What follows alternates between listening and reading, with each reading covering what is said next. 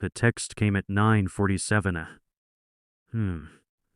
Not a call, just a message. Dad, about Christmas. Howard's mom isn't doing well. We're spending it at their place in Beaverton. Just immediate family. You understand? I'm Gerald Hutchins, 62 years old.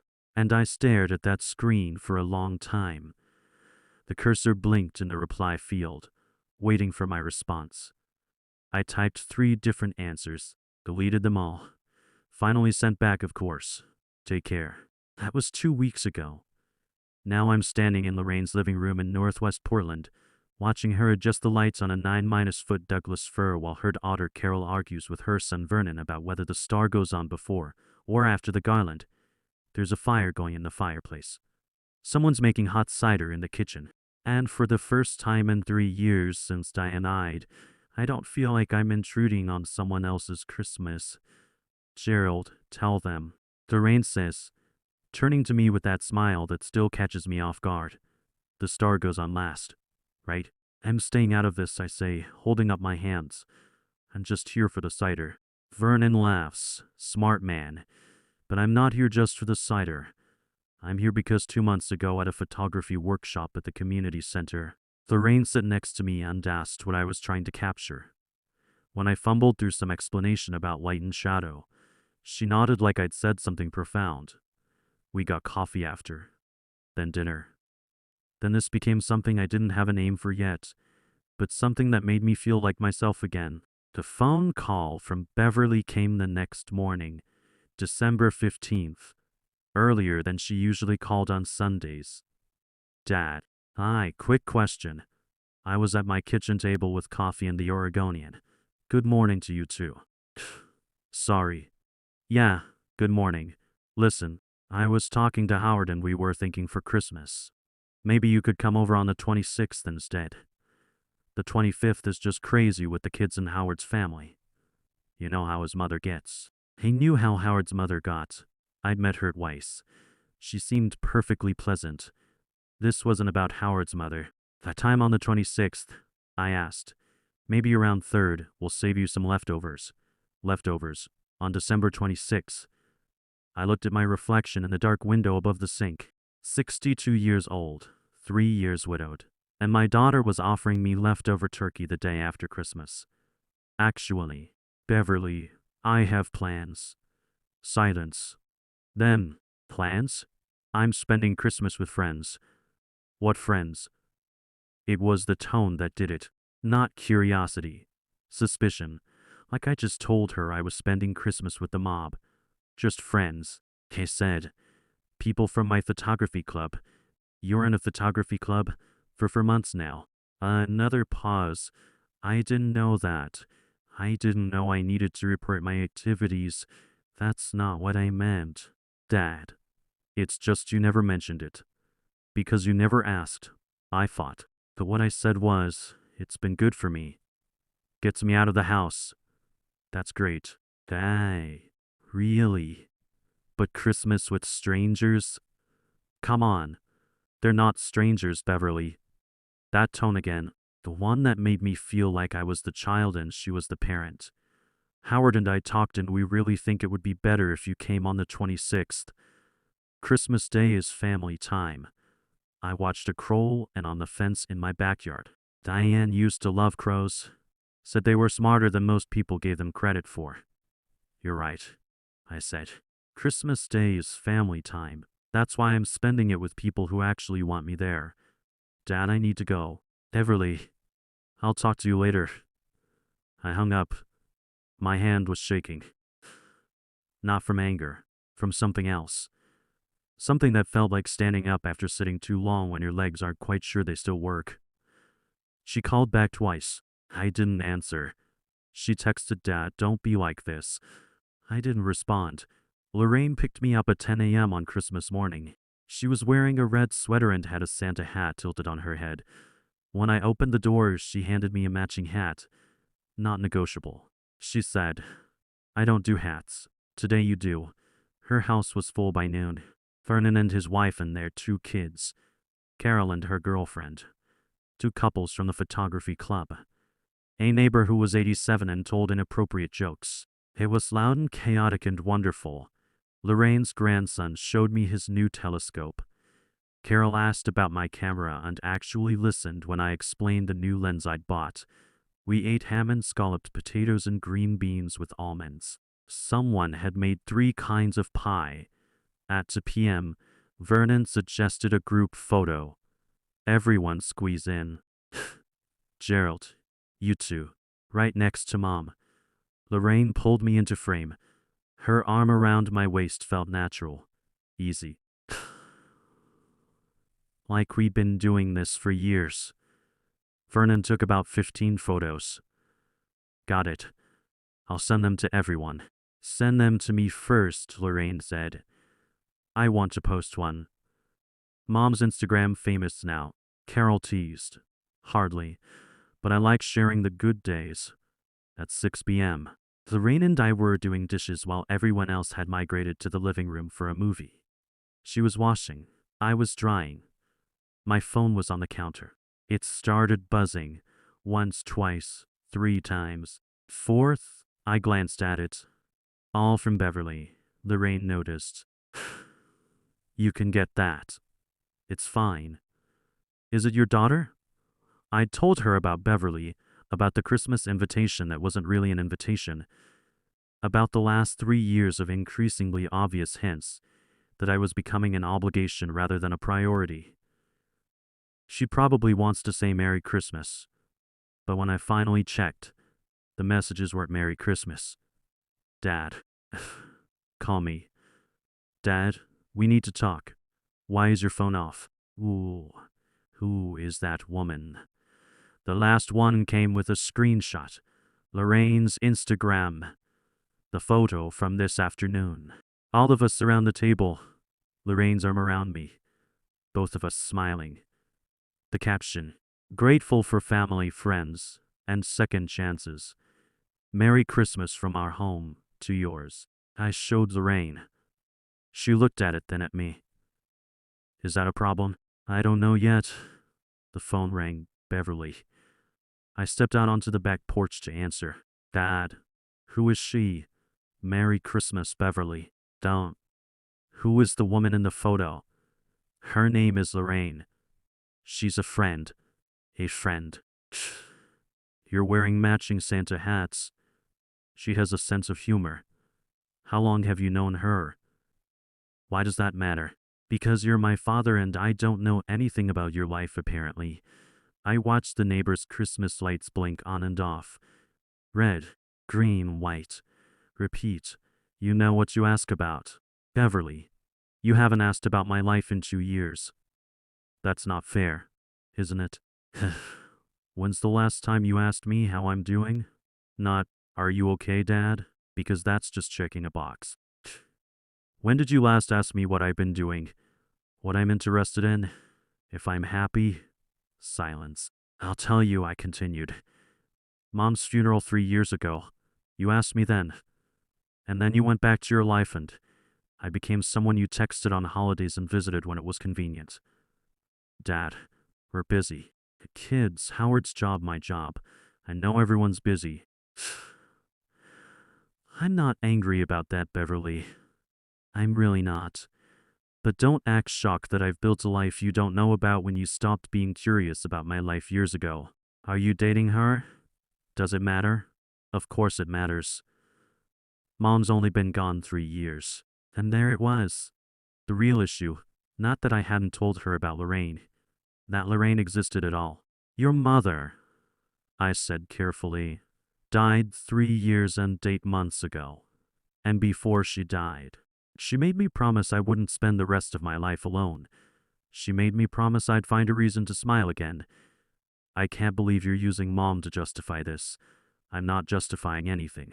I don't need to justify being happy. Who is she? Where did you meet her? What does she do? Does she have kids? Is she after your money? I almost laughed at that last one. She's a retired librarian. We met at a photography workshop. She has 2 kids, both adults, and she has her own money, Beverly. More than I do, probably. She's owned a house in Northwest Portland for 30 years. How long have you been seeing her? 2 months. 2 months. And you didn't tell me. When would I have told you? You don't call. You don't visit. The last time I saw you was Thanksgiving and you spent the entire dinner on your phone dealing with some work crisis. That was important. And this isn't. The fact that I'm happy isn't important. She didn't answer that. I could hear Howard in the background asking what was wrong. I have to go, Beverly said. We'll talk about this later. There's nothing to talk about, Beverly. Merry Christmas. I hung up again. My hands weren't shaking this time. When I went back inside, Lorraine was making coffee. She looked up. Everything okay? No. Yeah. Want to talk about it? Not tonight. Tonight, I just want to be here. She nodded, handed me a mug. Then be here. The next morning, my phone had 6 text messages. 4 from Beverly, 2 from my son Milton in Chicago. Milton's were simple. Beverly called me. She's freaking out. Good for you, Dad. Call me when you can. Beverly's were less simple. They ranged from I'm worried about you to how could you do this to Mom's memory to Howard thinks you're being manipulated to. The kids are asking why you weren't here for Christmas. That last one got me, because the kids hadn't asked. Beverly had. And she was using them as weapons. I called Milton first. Hey, Dad. Merry Christmas. A day late. Merry Christmas. You talked to your sister? Oh yeah, our minus long call. She's convinced this Lorraine woman is a gold digger preying on vulnerable widowers. I'm not vulnerable. And Lorraine owns her house outright. I told her that. She didn't want to hear it. Dad, level with me. Are you happy? I am. Then screw what Beverly thinks. You've been alone too long. Mom wouldn't want that. That's what I told Beverly. She's not ready to hear it. Give her time. Or don't. You don't owe her your loneliness. I'd never loved my son more than in that moment. Beverly called at 10 a.m. I let it ring. She called again at 11 and noon into p.m. At 3, she texted, I'm driving down. We need to talk face to face. I replied, no. I'm coming anyway. I'll be there by 6. I called Lorraine. Beverly's driving down from Seattle. She wants to confront me about you. Do you want me to come over? No, but I need to ask you something. What are we doing? You and me. She was quiet for a moment. I don't know. What do you want us to be doing? I want to keep having coffee with you and dinner and spending time with your family at Christmas and taking photos of birds at the community center because you think the light is better then. The light is better then. But what I'm asking is this going somewhere? Because if it is, I need to know before Beverly gets here and demands answers I don't have. Gerald, I'm 60 years old. I've been divorced for 15 years. I'm not looking for someone to complete me, or save me, or whatever raw minus comms tell us we need. But I like you. I like who I am when I'm with you. And I'd like to keep doing this, whatever this is, for as long as it makes us both happy. Is that enough of an answer? It's perfect. Beverly arrived at 6:15 p.m.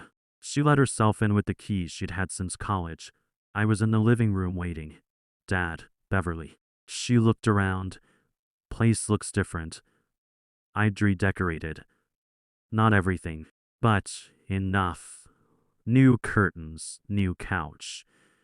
The photos of Diane were still up, and I'd added other photos too. From my photography club, from the coast, from the Japanese garden. I've been making some changes, I said. She sat down without being asked. We need to talk. I figured. Who is Lorraine? I prepared for this. She's someone I met through photography. We became friends. Now we're seeing where it goes. You barely knew Mom before you married her. I knew your mother for 2 years before I proposed. And you've known this woman for 2 months. I'm not proposing. I'm having dinner with her. There's a difference. She's all over your social media now. I looked at your Facebook. You've been posting photos from trips. When did you go to the coast? October. With her? With the photography group. She was part of the group. You went to Cannon Beach and didn't tell me. Beverly, I haven't told you about most of my life for 2 years because you haven't asked. That's not me hiding things. That's you not being curious. She flinched. That's not fair. It's completely fair. When's the last time you asked me a question about my day that wasn't just checking to see if I was still alive? I've been busy. I know. Everyone's busy. But busy isn't the same as absent. She stood up, started pacing. Howard thinks she's taking advantage of you. Howard's never met her. He doesn't need to. He knows the type. Older women who target widowers with money. I don't have money, Beverly. I have a pension and some savings in this house. That's it. Lorraine has more than I do. Then what does she want? Maybe she wants the same thing I do. Companionship. Someone to have coffee with. Someone who doesn't think I'm too old to start new things. You're not too old. But 2 months, Dad. It's fast. Your mother and I got engaged after 6 months. That was different. Why? Because I knew Mom. And whose fault is it that you don't know Lorraine? I'd introduce you if you showed any interest beyond interrogating me. She stopped pacing. Looked at me. Really looked at me. You're different. How? You seem... I don't know. Lighter. Like you're not carrying something heavy anymore. Maybe I'm not. But Mom. Your mother is gone. Beverly. I loved her more than anything. I still love her. But she's gone. And I'm still here. And I have to figure out what that means. And what it means is that I'm not going to spend the next 20 years sitting in this house alone, waiting for my kids to remember I exist. That's not fair. Then prove me wrong. When's the last time you invited me to something? Not told me I could come on the 26th for leftovers. Actually invited me. Wanted me there. She opened her mouth, closed it. I invited you to Susan's birthday. That was 18 months ago. And I came and you spent the whole party avoiding me because Howard's parents were there and you didn't want me to embarrass you. That's not I tried to talk to Susan about her school play. You interrupted me to introduce me to Howard's boss. I tried to help in the kitchen. You told me to go sit down. You wanted me there as decoration, Beverly, not as a person. She sat back down, put her head in her hands. Why didn't you say something? Because I didn't want to make you feel guilty. You have a busy life, a family, a career. I didn't want to be the needy parent demanding attention. But now you're the parent with a secret girlfriend and a whole life I don't know about. Not secret, just private. There's a difference. She looked up. Are you going to marry her? I have no idea. We haven't talked about it. We're taking it day by day. Do you love her? I don't know yet. Maybe. I know I'm happy when I'm with her. I know I laugh more.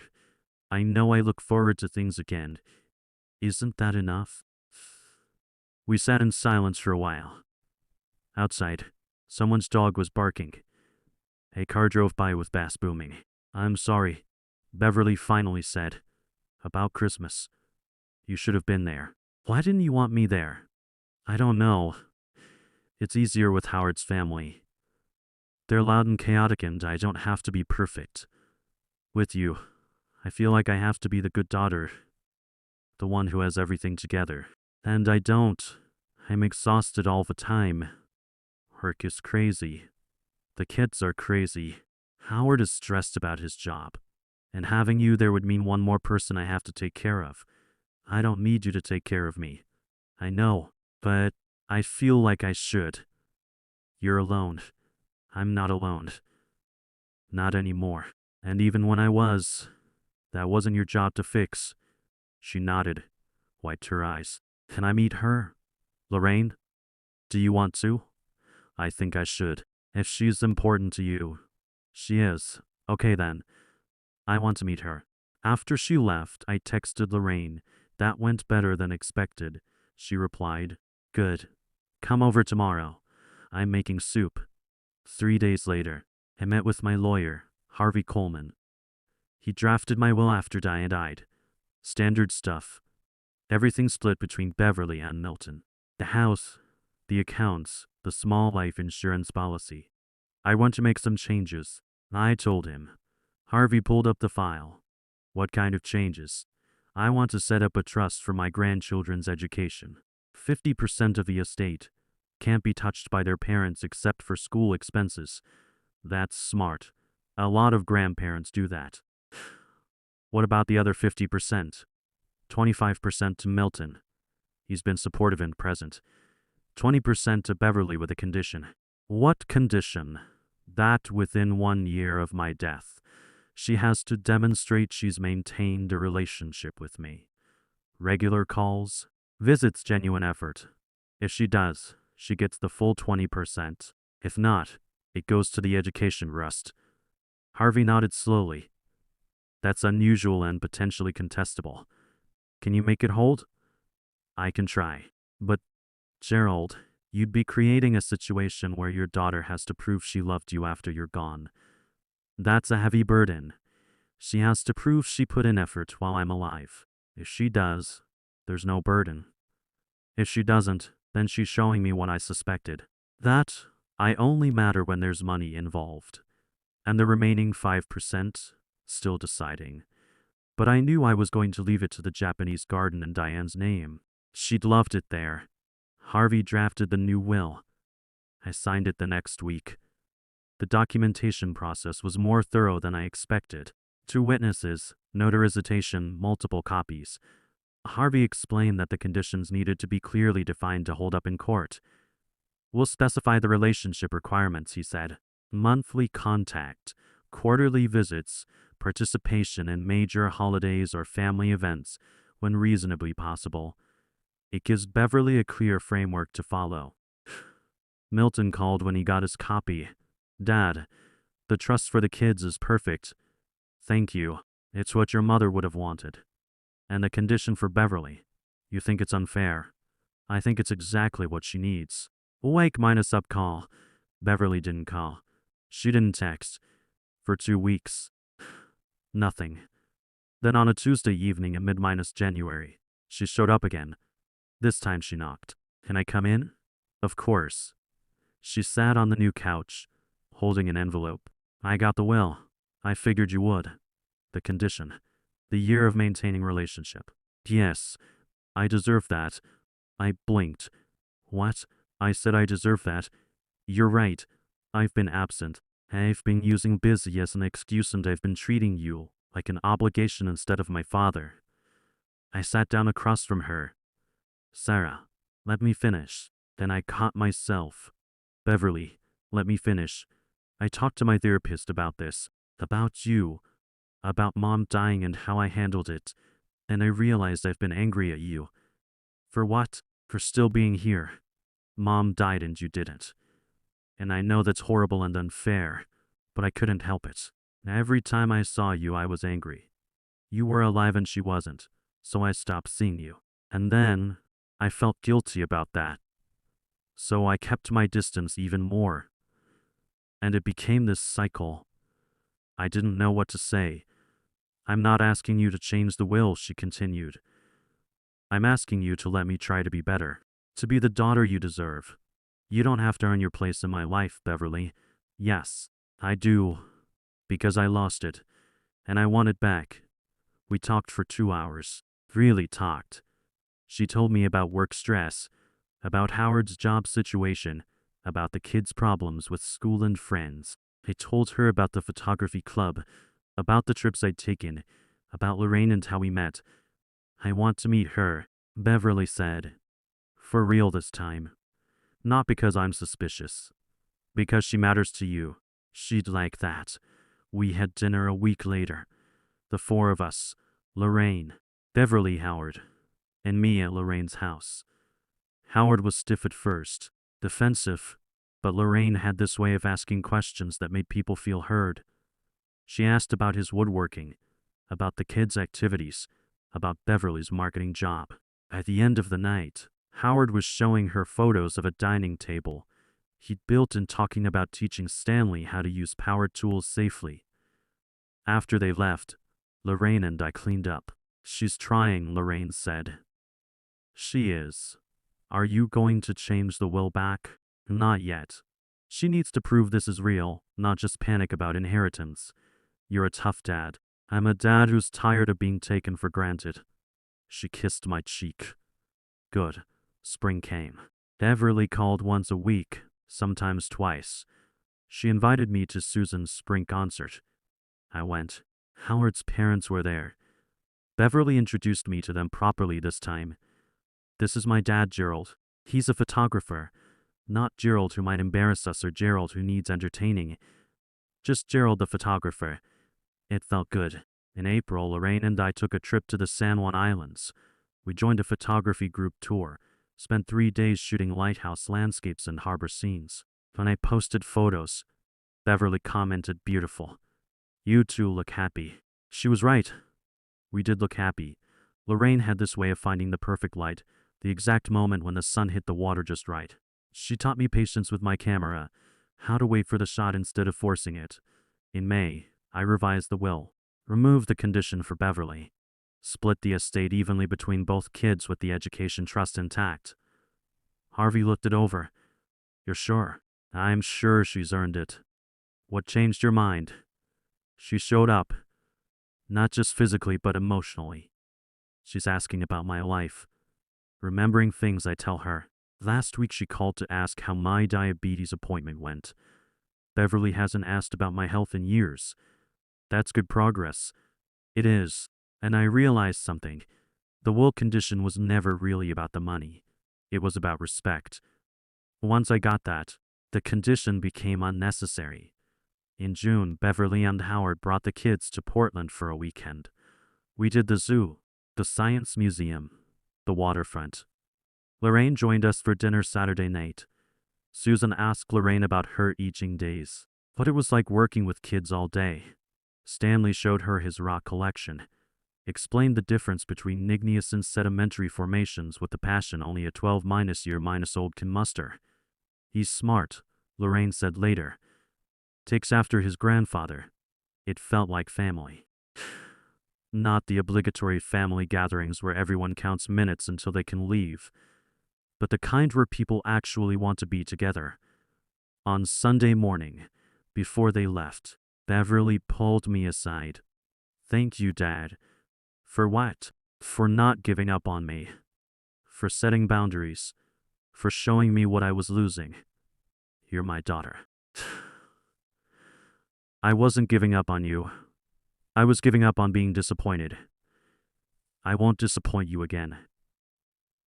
Everyone disappoints everyone sometimes. That's not the point. The point is showing up anyway. She hugged me tight. "I love you, Dad." "I love you too." After they left, Lorraine and I sat on her back porch with coffee. The morning was cool, the sky clear. Portland was waking up slowly, the way it does on summer Sundays. "You did good," she said. "We're not fixed. It's going to take time, but you're both trying. That's what matters." "Yeah, and us. Are we still taking it day by day?" I looked at her, really looked at her. The silver in her hair caught the morning light. She had laugh lines around her eyes that deepened when she smiled. The way she held her coffee cup with both hands, like she was warming herself even though it wasn't cold. "I think," I said carefully, "I'm ready to stop taking it day by day." "What are you ready for?" "Tomorrow. Next week. Next month. All of it." She smiled. "That's good because I already told my kids you're coming to Carol's wedding in August." "You did?" "I did. As my date. Is that okay?" "That's more than okay." "Good, because I'm happy, Gerald. Really happy. And I want to keep being happy with you for as long as we get." "Me too." We sat there as the sun climbed higher, drinking coffee. Not saying much. Sometimes happiness doesn't need words. Sometimes it's just sitting on a porch with someone who sees you, really sees you, and chooses to be there anyway. My phone buzzed. A text from Beverly. "Can we do brunch next Sunday?" "Lorraine too. Kids want to see you both." I showed Lorraine. She grinned. "See? You're stuck with us now. I can think of worse fates." And I meant it. Because somewhere in the mess of being excluded from Christmas and setting boundaries and risking new love, I'd found something better than being included out of obligation. I'd found people who chose me, who wanted me there, who saw me as someone worth knowing, not just someone to be tolerated. Diane would have liked Lorraine. She would have liked the photography club and the trips in the Japanese garden at dawn. She would have told me to stop being so careful with my heart, to live. So, that's what I'm doing. Living at 62 with silver hair and reading glasses and a new camera lens. Living with someone who makes me laugh. Living with a daughter who's learning to show up. Living with grandkids who want to show me their rock collections and hear about my photos. Living like it's not too late, because it isn't. It never is. The truth is, respect can't be demanded, but it can be earned through setting boundaries. And sometimes the greatest gift you can give your adult children is showing them that your happiness doesn't depend on their approval.